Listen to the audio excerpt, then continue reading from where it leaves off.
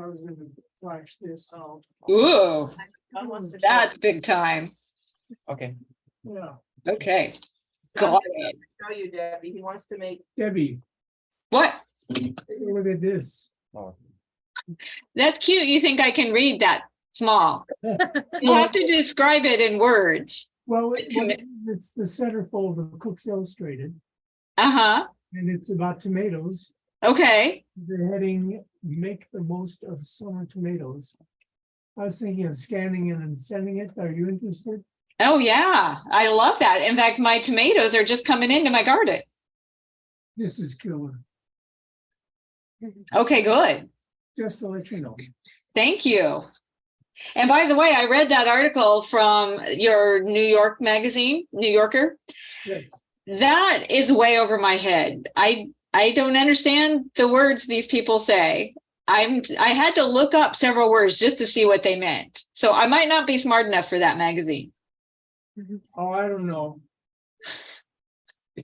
But it was a good article. And I like the Consumer Reports one too, about how to be healthier. Yeah. Although Okay. I think they tempered their thinking. Well, I wish that the people talked more about like a whole food plant-based diet though. That's exactly it. They're waffling for the meat industry. Yes. What? And it's funny, everything I just said came up in a text I was sending to my mom. Okay, so I'm trying to delete all that. So are you ready, Ivan? Start recording. I started recording. I'm sorry, but I can edit that later. So introduce yourself, Brittany, and get going. Hi, everyone. Thank you so much for being here in person and on Zoom. My name is Britney Olson. I am an RD intern here at the Cardiovascular Wellness Program. And I will be talking about the food label and how to go about navigating everything that you see on there and some claims you might see on food packages. And yeah, shall we proceed then, I guess?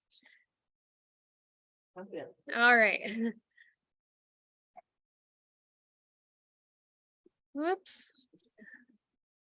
So what I would like to know is who here usually grocery shops in your family or okay. And do you all usually look at the food labels? Yes. Okay. And what do you usually look at there, John? The first thing I look at is sodium. Okay, Uh, good. Second is fat. Then the other fat is saturated fat. Mm, So, beyond that, I don't care. I figure I've got everything else covered with the diet. But those are the things that are the threats I perceive. good. Okay. So first I'm just going to provide a brief overview of the food label and what you usually see on there. So you'll usually see, starting from the top going down, you can see the serving size, calories, and the daily values. And also other information about fats, cholesterol, fiber, added sugars, protein, and other nutrients, including vitamins and minerals. And you may also see certain claims such as light or low fat, or organic maybe, and you probably see many more. And these claims must meet strict government definitions so that they are accurate and consistent from one food to another. And you will also see the ingredients list, of course. All right, so serving size and servings per container. What does this mean? So the serving size indicates the recommended portion size for consuming the food. And this is based on the amount of food that we typically eat. All nutritional information on the label is based on the serving size itself. So for example, if one serving, it sizes 2 cookies and you eat 4 cookies, this would mean you ate 2 servings of cookies. And that would also mean that you would double all the nutrition information to determine your total intake. And so following along on the sheet you have, we're going to start from the top and work our way down. So bear with me. So we'll talk about calories and percent daily values first. And so a food with 5% or less of a nutrient is considered low in that nutrient. So yeah, if you look to the side, you'll see the percentages. That's the percent daily values. Anyways, a food with 10% to 19% of a nutrient is considered a good source of that nutrient. A food with 20% or more of a nutrient is considered high amount of that nutrient. And this information is all based on an average diet of 2,000 calories per day, but the actual number of calories and nutrients that you need will vary according to your age, weight, gender, and level of physical activity. All right, moving down. So we are going to talk about total fat. And where that little arrow is pointing next to the total fat, again, the percentage that you see there indicates how much fat is in a single serving of food. So total fat includes saturated fat, trans fat, and unsaturated fat, or monounsaturated fat and polyunsaturated fat. That's what the unsaturated fat is. All right, next we are at cholesterol. So for a typical 2,000 calorie daily diet, is recommended to limit our intake to maintain heart health, as you all probably very well know. So for most adults, it is recommended to have less than 300 milligrams per day. And adults with specific health conditions and concerns, it is best to limit your intake to 200 milligrams a day.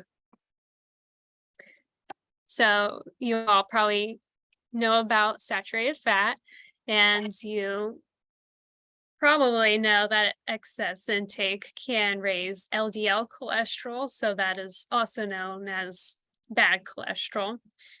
And increased LDL is associated with heart disease. And trans fat, you probably have heard of. This type of fat will raise LDL cholesterol as well, and it will lower, HDL cholesterol, which is known as good cholesterol.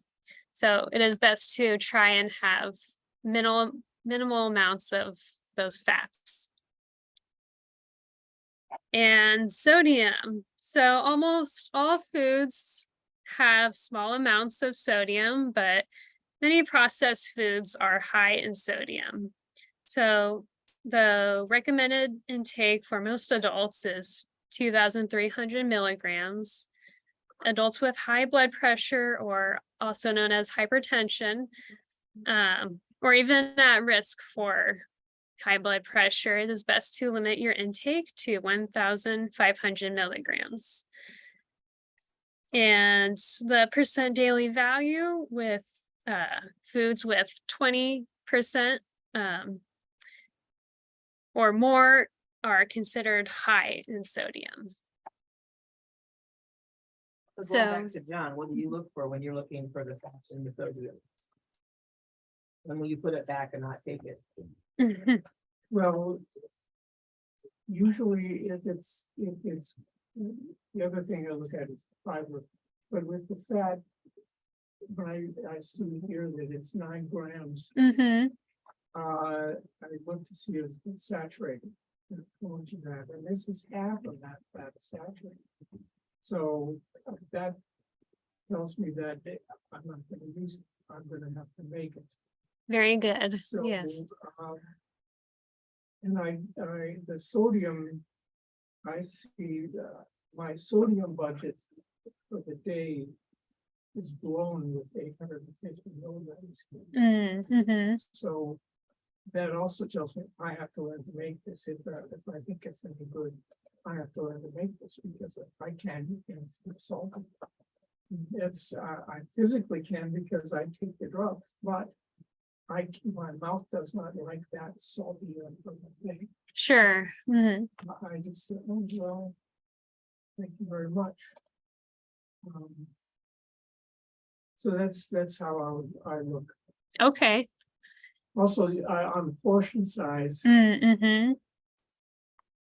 they give you the portion size that will give them the right numbers. Mm-hmm. Because 2 tablespoons of ketchup is not what somebody puts on their burger, or 2 tablespoons of Mhm. peanut butter is not on a peanut butter and jelly sandwich. It's gonna be pushing 1/4 of a cup. And so I think it's, well, yeah, this is the blank thing, but the Right. real thing is, do I want peanut butter or not? Mm. So that's where looking at the fact. Is how big of a, if I really like this, I really just, what am I committing? Okay. That's a very good approach. And I forgot to mention, but I have some products with food labels on them if you care to take one and just look through them as I speak. So feel free to do that. So how can we reduce sodium intake? I think, John, you always are a huge proponent of spices and herbs. So we can do that. And it's good to just overall be mindful of how much sodium is in a product or a meal, especially with processed foods. Okay, and all right, so we are now at total carbohydrates. We're getting there. Okay, so some of you may have, oops, that's the next slide. So total carbohydrates represents the sum of all carbohydrates present in 1 serving of food. So this includes sugars and dietary fibers. All right, net carbs. What the heck are these? So they're basically just the total amount of digestible fibers, or excuse me, carbohydrates in a food product. So if you're interested in determining the net carbohydrates in a product, you take total carbohydrates and you subtract that from fiber and some sugar alcohols. The key difference between the two, total carbohydrates and net carbohydrates, is total is all the different types of carbohydrates in a food. So starches, sugars, fibers, and net carbohydrates is just the carbohydrates that the body can fully digest to convert into sugar. And we are at, Can I interject about net carbs? Can you hear me? yes, you can. Okay, this is Debbie. So, people who are trying to sell you their product and make it seem low carb are doing the net carbs. There's not really a legal definition for that, but it's what, you said, Brittany, it's they subtract the fiber, they subtract the sugar alcohols. But what we found out over the years is actually some of that fiber and some of those sugar alcohols do turn into sugar. So it's a bit of a, I don't know, it's a marketing ploy, really. So just to be aware, we didn't used to think that the fiber turned into sugar at all, but now it seems like some of it might, and some of the sugar alcohols do too. So you just have to take that with a grain of salt, so to speak. Not too much salt. All right, so we'll talk about dietary fiber. First, soluble fiber. So fiber is the indigestible part of plant-based foods. And how does soluble fiber work? So it forms a gel-like substance and binds cholesterol in the digestive tract. And this gel-like substance also absorbs excess water, and this is helpful if you have diarrhea. And then this fiber-bound cholesterol gets excreted, and this helps reduce the amount of cholesterol in the blood. And this type of fiber can also help manage blood sugar levels by slowing digestion and absorption of nutrients, which leads to a slower rise in blood sugar after meals. So some sources of soluble fibers include oats, oat bran, barley, legumes, apples, citrus fruits, flax seeds, and chia seeds. And the other type of fiber we have is insoluble fiber. And how does this work? So this passes through intact and it adds bulk to our stools and helps regulate bowel movements. And this regulation is helpful if you're having difficulty with constipation. And some sources of insoluble fiber include whole grains, nuts and seeds, many vegetables, such as broccoli, carrots, and celery.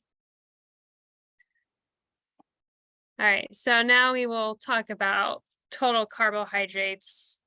I mean, which we've been talking about, but the sugars and added sugars aspect of the total carbohydrates. So some foods, of course, are naturally contain sugar, like fruit and milk. On the other hand, certain foods like snacky type of foods, candy and soda, have what are called added sugars. And when you are looking at the food label and especially the ingredients list, you want to be aware of what are called hidden sugars. And we'll come back to this in a bit. So a little bit more on added sugars. The 2020 dietary guidelines for Americans recommends limiting calories from added sugars to less than 10% of your daily calories. So for a 2,000 calorie diet, that is less than 50 grams of added sugars per day. All right, we got through that. So now we are at protein. Yeah, it is quite a bit. It's an American one. And we are Americans. It's a pretty generous allowance. Let me just leave it at that. All right, so protein, the RDA or recommended daily allowance for protein is a modest 0.8 grams of protein per kilogram of body weight. And the RDA is basically the amount of a nutrient you need to meet your basic nutritional requirements to maintain overall health. And it's really important to keep in mind that the daily recommended protein intake varies based on your age, gender, and activity level. And because we are on a plant-based, we support the plant-based diet here, hopefully most of that protein is coming from plant-based foods. All right, vitamins and minerals. So the food label has changed in recent years, and what's particularly different about the vitamins and minerals aspect is that vitamin K and vitamin D were added to more labels of where it the vitamins and minerals category on the food labels. And these two were added because they are often underconsumed in the United States. And the daily values for certain nutrients, vitamins and minerals have been updated to, particularly for sodium. Sodium was reduced from recommended to 2,400 milligrams to decrease 2,300 milligrams. And this reflects the overall importance of limiting sodium intake for heart health. Okay, and we are at the ingredients list. So the ingredients, when you're looking at the ingredients, they're listed by quantity. So from highest to lowest amount. A good rule of thumb is to scan the first three ingredients as they make up the largest part of what you're eating. Okay, Yeah, Cracker Jacks. let's see. Oh, maybe. I'm not sure. I don't think corn would be the first. Popcorn, peanuts, candy coated snacks. They do a list of big surprise, but that's not consumable. I find it probably- It's interesting that it has 6% just. of peanuts. Mhm. We are going. I don't know. So a few more things to note when you're looking at the ingredients list is if the first few ingredients include refined grains, a type of sugar or hydrogenated oils, you can safely assume that this product is unhealthy. So instead, it's best to try to choose items that consist of whole foods listed as the first three ingredients. And ingredients, if the list is longer than 2 to 3 lines, the product is probably highly processed. All right, so this is just a little list of hidden sugars that we mentioned earlier. So there are many types of sugars, as you can see. For example, beet sugar, brown sugar, buttered sugar, cane sugar, castor sugar. I haven't heard of half of these. Probably the first 3 types of sugars labels, and also syrups count as hidden sugars. And there are many other sugars that can be present in your ingredients list. And there's high fructose corn syrup, that would be a hidden sugar, or is that an over sugar? It can be both. It's usually, I would say it counts as a hidden sugar. Here's one in the middle. Yeah. So it's good. Oh yeah, you're right. Because it's a type of syrup. So it's good to try and take a little bit of time to review your ingredients list to consider if this product, whatever it is truly worth buying, or if you can make it at home with whole foods and maybe not as many sugars. Okay, yay, we got through it all. That went faster than I thought. The whole ingredients list. So, but wait, there's more. We are going to talk about a few common misleading health claims that you may find on food packages. So first, you might see the claim light. This just means that the foods were processed to reduce either calories or fat. You might see multigrain, and that's a very nice sounding word, but it only means that the product contains more than one type of grain, and these are most likely refined grains. A few more I'll mention. So you'll see natural a lot, and that's a very nice. It kind of makes you feel good, the idea of buying something that's natural and sinless, maybe. However, natural just doesn't really mean that the product resembles anything natural. It simply means that at one point the manufacturer worked with a natural source like apples or rice. You will see organic a lot, and this doesn't indicate much about how healthy a product is. And no added sugar is especially misleading, because as we went through over those hidden sugars, and some products are just naturally high in sugar.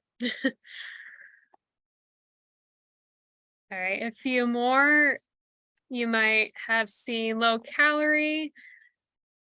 In order this, again, some of these claims need to be approved in order to be on packages. So for this, what qualifies as low sugar is a product must have 1/3 fewer calories than the brand's original product. However, one brand's low calorie version may have similar calories as another brand's original product.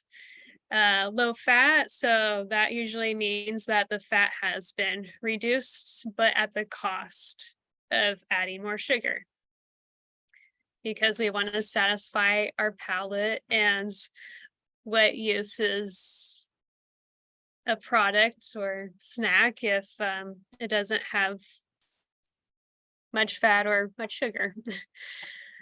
And then low carb. This still means that the food has been processed, and low carb, this is usually found on junk foods similar to processed low fat foods. Oh, yes. Yeah. You'll see a lot of those low fat on there. Low carb. Yeah. Okay, and made with whole grains. That sounds really nice, but the product may contain very little whole grains.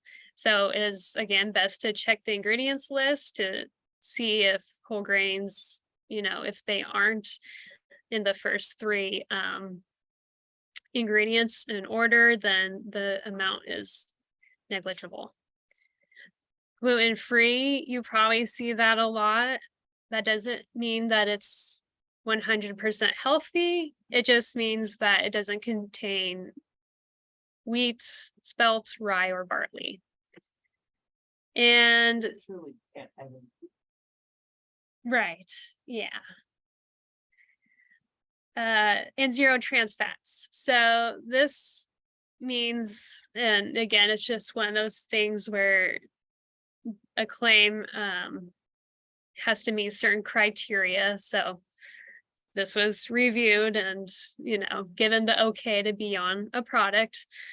So for a product to be considered 0 trans fat means that there has had to have been less than 0.5 grams of trans fat per serving within a product. Yay, so that was our food label, and I'm just going to briefly summarize the findings I gathered from the survey, and then we're almost done, and anyone can ask questions. So I'm really thrilled with the responses I received.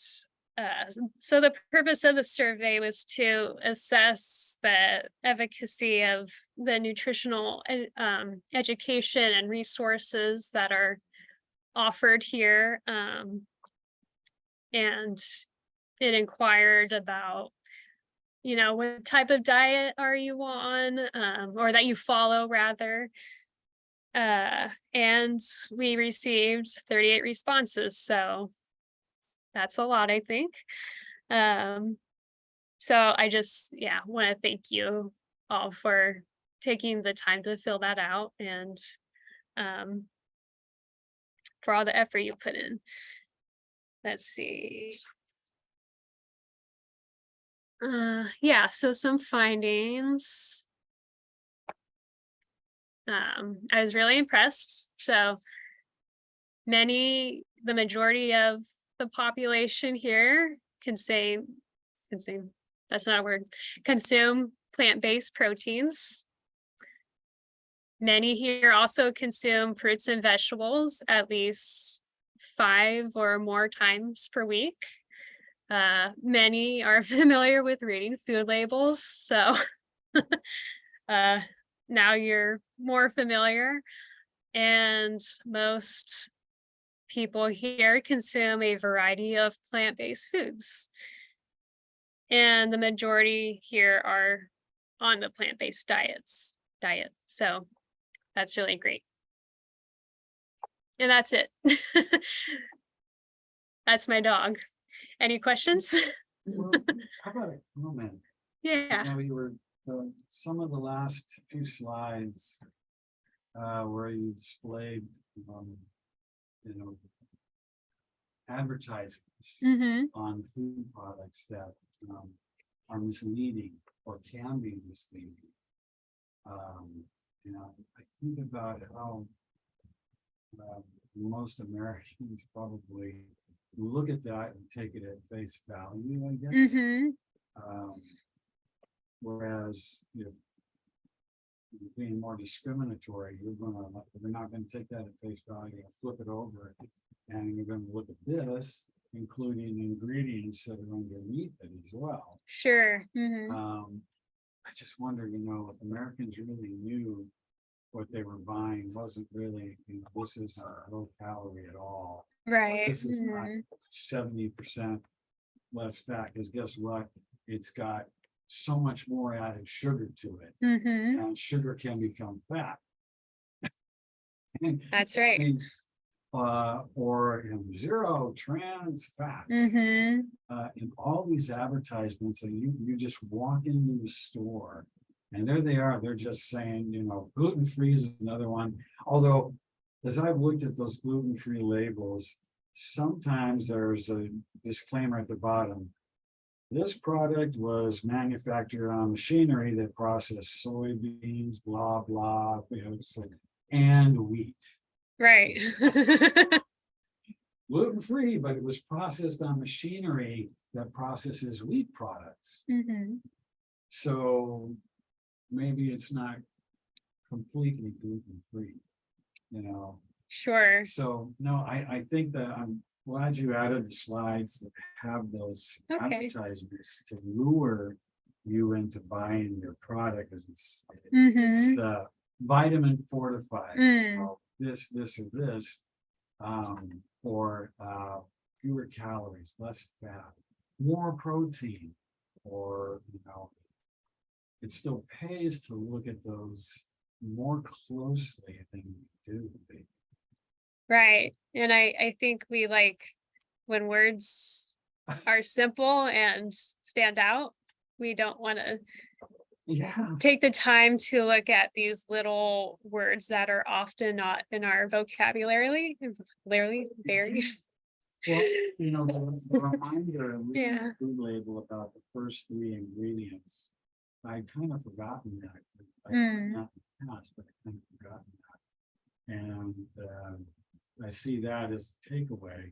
Look at the first 3 ingredients on this, whatever it is you're buying, And see what they are. Sure. Cause you may not, like, and then you know, this morning we chatted a little bit and how I've seen food labels that have, you know, this many lines at the bottom of what's in it. And the fact that you brought out, hey, if there's more than say 3 lines, chances are this is really highly processed and probably not good for you. Right. It has stuff in it that's very difficult to identify. Sure. So, no, thank you. Of course. And yeah, so I kind of use my dog here as an example. I mean, dogs can't read. Not that I know of, but so, you know, kind of like my dog here, we just want to, you know, take the product, you know, scan it maybe and just eat it. We don't want to take that time and energy to, and it can take time and energy to review the label and Debbie, are you still out there? uh-oh. Yes, I'm here. Can I ask a question of you? Yeah. Can you summarize a label with respect to what people should be looking at for fiber? The higher the fiber, the better. Okay, Of course, we love fiber because that is, you know, those are carbs that don't raise our blood sugar as much. And that helps with our gut microbiome and helps lower our cholesterol, etc. So I don't know, sometimes they'll say, like, if you're looking at a breakfast cereal, aim for 5 grams of fiber or more per serving. I think that could be a little stiff. So I'd say 3 grams of fiber or more per serving would be good. I don't know, is that what you wanted? yeah. There used to be some rule that if you looked at the label and I can't remember what it was about, though, whether it was the fiber or just the calories or the percentage wise. To a cursory glance to look at this label and say, oh no, I can't have that food because of this mismatched ratio, but I'm blanking on that. Oh, you know, I remember we did that too. There was one on fat. There's one on sodium too. Mhm. For sodium, if it's got more calories, or if the sodium's higher than the calories per serving, then it's got too much salt. That's one. And we used to say less than 3 grams of fat per 100 calories would be more, we want it to be less than 3 grams. I remember we always said that. Yeah. I can't remember our ratio for fiber, just the more the better, but I'll look. What was this from? You know, I'm looking at this and it looks like portable beans. Google Images. So you don't know what their food product is either? I don't. It's Has a lot of salt in it. It has a lot of salt, it has sugar, it's got calcium. But if the portion size is a cup. It's got iron, not a lot, but some. So it's salty, sweet, Got quite a bit of calcium too. yeah, but it's got 15 G's of protein, which means that it can't be. A glass of milk, vegetable milk, for instance. Could it be yogurt or cottage cheese? Oh, Do those have fiber? Maybe it's it's a yogurt granola mix. Oh, yeah. It's a parfait of yogurt and That could be, yeah. Like this. sure they do. what about percentages of insoluble fiber versus the soluble type that controls sugar? Insoluble helps push things out. They sometimes list that, but it's Is not as frequent. yeah. So if you see, they have their percentage daily values, and does that include just the soluble fiber? it depends on what. I know sometimes it can be a little vague by saying dietary fiber. I That could be think, both. yeah, That's but all of it. Okay, Mhm. so all of it could be both insoluble and soluble. Okay, yeah. Very I good. think a great thing they added to the labels in the last round of changes was because it used to say just total sugars. And they changed that to also include what they added sugar. Because sometimes if you look at a peach, it's going to say 15 grams of sugar and you think, oh, that's too much sugar. I can't have that. But it's just because it's a peach. But if you got, you know, well, I'm sure you wouldn't, but Cocoa Pebbles, it would say all the sugar that they added that wasn't there originally. And so remember, every 4 grams of sugar is a teaspoon. That's a lot. That is a lot. Oh. So I like that they added that. Or let's say Raisin Bran, like it's a good high fiber food, and it's got raisins, which are an okay sugar, but then there's sugar on every flake and raisin. So you never used to be able to tell the difference of what was added and what was just from the raisins. Is that hidden sugars or is that overt? Like, hey, we just dumped sugar. Yeah, that is out there. There's nothing hidden there. The hidden sugars, and I loved your slide on the hidden sugars, Brittany. That's all the words that also mean sugar that you don't always know because you think, oh, this doesn't have, you know, too much sugar if I'm looking at the ingredients. But then you think, oh, I see the maltose or anything that says ose or anything that says syrup. It's probably a, you know, hidden sugar. And people just don't know that. Your average person just doesn't. I mean, they don't know that. Right. Sugar coated until recently. You know, Raisin Bran didn't have sugar sprayed on it. It was raisins and bran flakes, which is pretty decent. Yeah. That's, But having it sugar coated now, my generation decided they wanted frosted flakes on everything. I did. Communists. You'll still find frosted mini wheats in my cupboard, sadly. Any more questions or comments? well, I've always wondered this is just a comment. They put so much sugar into items because they want to appeal to the customer, the buyer to buy the product. But I don't know, maybe it had occurred to the people who manufacture these products that, gee, if we put a reasonable dietary amount of sugar, whether added or natural, and we don't go beyond that, then maybe perhaps we're giving them a healthier product. Same goes with fat, or whatever source that they're substituting for something else that's removed. That it ever occurred to them that maybe we don't want to false advertise that this is actually a better product when it really is not. That, instead we're substituting with something that's, sugar, like you mentioned. Oh, we're going to take this away, but guess what? We're going to add to make it taste just as good, if not better, is all this sugar, which can turn to fat too. Right. It just kind of, this contributes to a lot of, here in America anyway, unhealthy, not just diets, but unhealthy individuals that accumulate disease over time, through these unhealthy diets and practices. Does it ever occur to the manufacturers that, maybe we're going to do something ethical for once? It's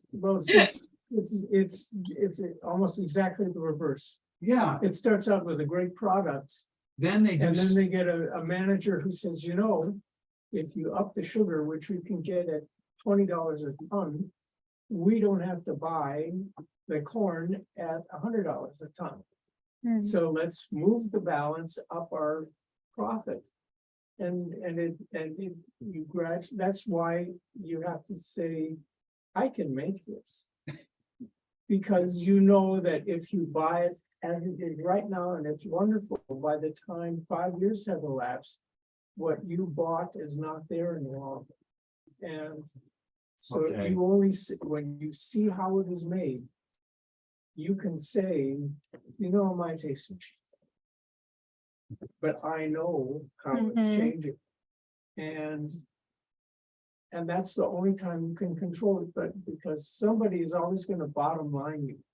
or they will sell out to a conglomerate who will bottom line. And so, it's like, no, don't go there, Sure. which. Now that we've burned through the time. Yeah, no, I know, it's just, gosh, these questions still go through in my mind when I'm going down an aisle of the supermarket and I look at this stuff and I go, good Lord, I see one cart filled with this crap. And then here I am looking at my cart and I said, I wouldn't put that shit into my cart to buy. And yet, it's just thinking, God, are people that dull in the head, or they just don't care, or what, this tastes good and that's all I care about, but I don't care if I land in the ED all these times or whatever else, and it's just, I don't know, it just, this kind of stuff, my wife says, you overthink stuff, Rob, and I said, well, that's because when I look at stuff, I tend to think about it and wonder why. So anyway, I'll leave you with that. Good points. I'd love to know, have a farmer come in here and talk about what. Well, The farmers probably make more money if they sell their whole food to be processed as opposed to just selling the food, right? right, No, they make it, at the farmer's market, they make a much better profit, yeah, because it's Yeah. directly to where there's no middleman buying at a lower price to sell. But how many farmers grow stuff just for the farmers market versus the rest of the world growing food? Oh, The that's big a good guys, question. that's the green people. Yeah, Yeah. yeah. Thank you, Brittany. yeah, very good. Thank you. Great job, Brittany. Oh, thank you so much. Mhm. Thank you.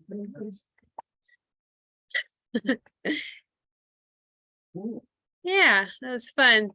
Thank you, Zoom people, for showing up. Okay, I'm zooming out. Good All job. right. See you next week, right? But yeah, Oh, save your tomato leaves. tomato leaves? Yeah, bring some in. They will be in the sauce. Oh, okay. Search tomato leaf nutrition. Wow. Okay. All right. Tomato leaves. I'll make a note. I